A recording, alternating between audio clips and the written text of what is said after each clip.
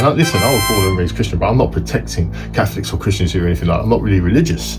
I'm one of them people that say I'm not religious, I'm spiritual. And yeah, you can wash it off like the conspiracy. Oh, here's the conspiracy theorist. They're trying to do that to the same thing. It's a real thing being spiritual but not religious, you know. Trust me on that.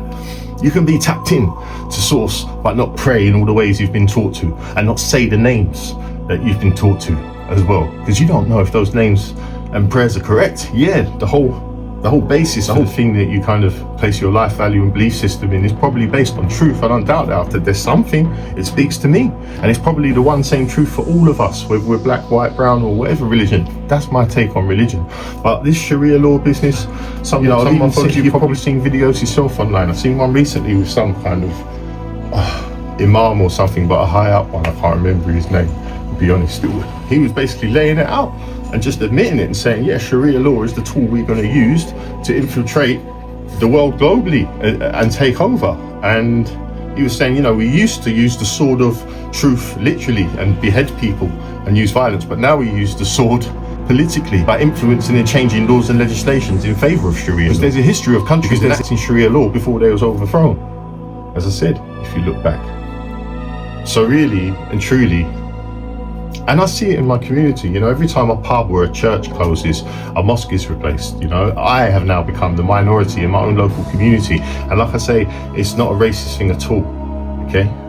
I enjoy it, people of different cultures, I genuinely do. And if I see a migrant even now, I'm not stupid enough to think this migrant crisis is all migrants and go out there and start trying to bad up migrants when I see them and that. No, do you know what I mean? Probably in the majority, the rapings, the stabbings and that, they're prevalent. It is happening, but probably in the majority of that migrant community, they're just people seeking better lives, good people. And if I meet a migrant in the street, I won't let that minority element influence my energy and actions towards them.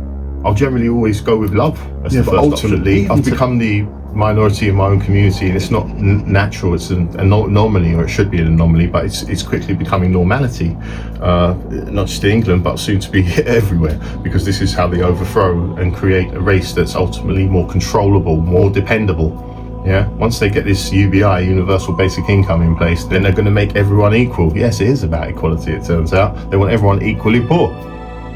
Okay?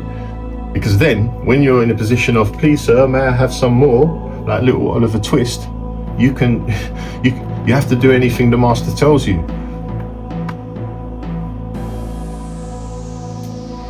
In order to get your money to live, to eat, just to transact in the world, to travel, to everything. That's where it's going. And they may have not openly admitted it, but we can see it in massive red flag, isn't it, really, when you see carbon credit scorings on food packaging.